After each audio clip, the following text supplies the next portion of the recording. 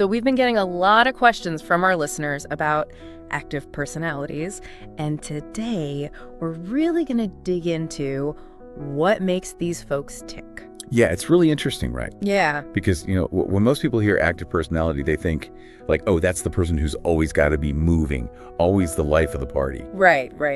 But it's there's so much more to it. It's really like a whole approach to life. You know what I mean? Like a set of characteristics that really shape how you interact with the world and how you go after what you want. So more than just like being a social butterfly. Totally. Yeah, way more. Think about like that person at work who's always the first one to raise their hand for a new project. Oh, yeah. Or that friend who's always, yeah, let's try it. Let's do it. Let's go on that adventure. Why not? The up for anything friend. Exactly. They've got this like inner drive, this real zest for life, and it kind of draws people in. Okay, that's really interesting. So how do we get beyond just these like general impressions and actually like define what an active personality really is? Well, all the stuff we've been looking at, it actually breaks it down into 10 core characteristics. 10. So we're not going to just list them off, though. That'd be kind of boring. Right. We're gonna get into like what makes each trait tick, how they play out in the real world, and most importantly, how you can actually start to like work them into your own life. Oh, that's awesome. I am so ready. So should we start with high energy, since that seems to be like a most obvious one? Yeah, for sure. And it's super important to get this. High energy here, it's not just about like being physically wired. Right. It's more about no matter what you're doing, whether it's something tough at work or even just hanging out with someone you care about, you approach it with this how do I say it? A really heightened sense of being present, both mentally and emotionally, So it's less about being on all the time and more about bringing like a focused enthusiasm to whatever you're doing. You got it. Yeah. And that actually leads us right into the next characteristic, which is motivation. People with these active personalities, they've got this like bottomless well of intrinsic motivation. They're driven from within. They know what they want and they go for it. This is where I think a lot of us, or at least like me personally, struggle. Like I've got goals, but that whole consistent motivation thing, that's a tough one. Oh, for sure. And people assume that those with these personalities, they don't deal with stuff like procrastination or hitting a wall. Yeah. But that's not true. A key difference is how they think about goals. They use strategies like setting SMART goals, which means they take those big aspirations and chunk them down into smaller, more doable steps. Okay, can we break down what SMART goals are? Because that sounds like a really helpful way to approach, like things that feel really big and abstract. Yeah, totally. So SMART stands for specific, measurable, achievable, relevant, and time-bound.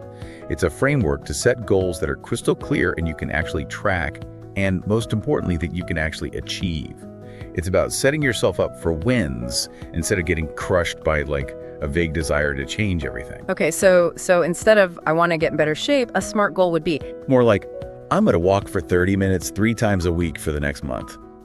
See the difference. Yeah, totally. Much more concrete. Way less overwhelming. Right.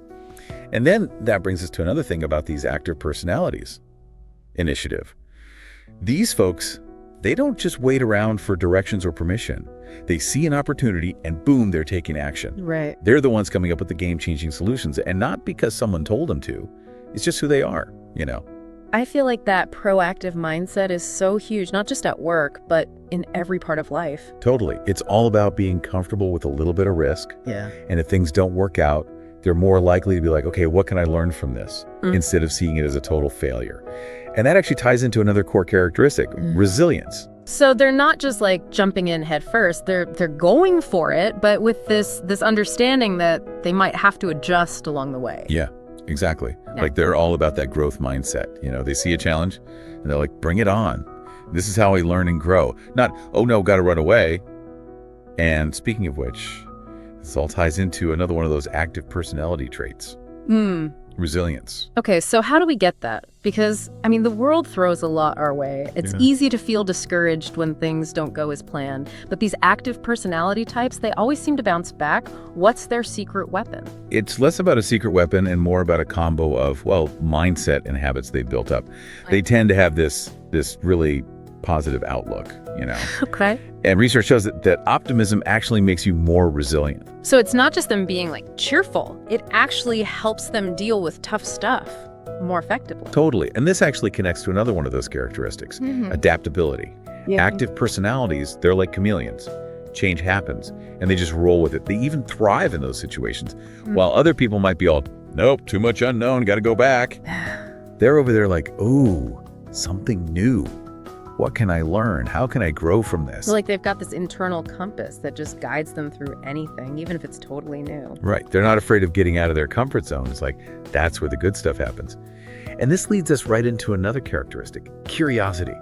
We're talking like insatiable thirst for knowledge, for new things to experience. Always asking why, how. Yes. Yeah. Exactly. They're all about understanding the world around them. Never stop learning. I bet they're the ones who are signing up for every workshop, traveling everywhere, always down for a good conversation that makes them think. 100%. And that thirst for knowledge. It usually means they're open to different perspectives too. They're not afraid to be like, maybe what I thought isn't totally right, or to have a good, respectful debate about something. Okay, so let's recap. We've got energy, motivation, initiative, resilience, adaptability, and this, like, unstoppable curiosity. What else makes these active personalities tick? All right, so because of everything we just talked about, they tend to be really good at another important thing, making decisions. They're decisive. So not impulsive, but they know how to make a call. Exactly. It's not about rushing into things. It's more like they have the confidence to weigh their options, trust their gut, and then just go for it. They don't get stuck overthinking everything. They know sometimes you got to act first, then adjust as you go, Which kind of brings us to, I think, a big one, confidence. They just seem to have this belief in themselves and what they can do. Totally. But here's the thing. It's not coming from a place of, like, I'm better than everyone. It's about truly knowing what they're good at, being real about their weaknesses, and being open to learning and growing from everything. And that just fuels their confidence even more. And of course, we can't forget about something that seems to tie all of these characteristics together, how they interact with others, the social engagement. Oh, for sure. Active personalities are usually right in the middle of it all, making connections, building those strong relationships. They just get it. They really do. They're drawn to collaboration, working together, They're the ones who bring everyone together and build a sense of community. They get that we're stronger together. So we've covered so much today, these 10 core characteristics. Energy, motivation, initiative, resilience, adaptability, curiosity, decisiveness, confidence, and social engagement. They really paint a picture of what makes these active personalities so interesting. Right. It's pretty fascinating stuff. It really is. But how do we actually use this information? It's one thing to know what the traits are, but how do we take action and cultivate them in ourselves? That is the million-dollar question, right? And the good news is, it's totally possible. I love that it's possible. That's so encouraging. But where do we even begin? Like, there's so much here. It feels kind of overwhelming. Yeah, for sure. You don't have to, overhaul your whole life overnight, Right. It's more about those small changes, but you got to be consistent. It's like, pick one thing you want to work on first. Okay, so say someone wants to boost their energy. Where should they start? Asking for a friend. I get it. Many of us are running on caffeine and willpower, but honestly, sleep is key. Yeah, but that's so much easier said than done. Like, how do you fit that in when everything's so demanding? Well, I'd argue you can't afford not to. Think about it. When you're sleep deprived, everything's harder, your brain's foggy, your emotions are all over the place, you're more likely to get sick, and yeah, your energy tanks, like a domino effect. Makes sense. So where do we even start with, good sleep hygiene? I feel like I've heard that term, but... There's a ton of info out there, but a good starting point is just trying to go to bed and wake up around the same time each day. Even on weekends, trying to stick to it as much as you can. Okay, that makes sense. And then that whole wind down routine, like a hot bath, reading a book, anything to signal to your brain that it's sleepy time. And make sure your room is dark, quiet, and cool. Oh, and put the phone away. Actually away. I know that's one I'm really bad at. Okay, so once we're sleeping better and feeling more energized, how do we tackle that motivation piece? We talked about those SMART goals, but how do these active personalities keep that drive going, especially when things get tough? They're often tapping into something called intrinsic motivation. Basically, they're doing stuff that genuinely excites them, stuff that aligns with their values and what they truly care about. So it's got to be more than just checking a box off a to-do list. Exactly. When you're passionate about something, the motivation, it kind of just flows. Think back to when you were a kid. What did you love doing? What could you lose yourself in for hours? Oh, wow. That can tell you a lot about what might still light your fire today. I love that. So it's like finding ways to bring that childlike joy into your adult life. Okay, what about initiative? How do we get better at just going for it? Start small. Pick one area, work, your relationships, your community, whatever. Then, instead of waiting for someone else to make the first move, you do it. So like if you have a killer idea at work, instead of waiting for your boss to maybe notice you, you'd actually like write up a proposal or something. Of course, be strategic about it, be respectful. But that proactive energy, it speaks volumes. People notice that.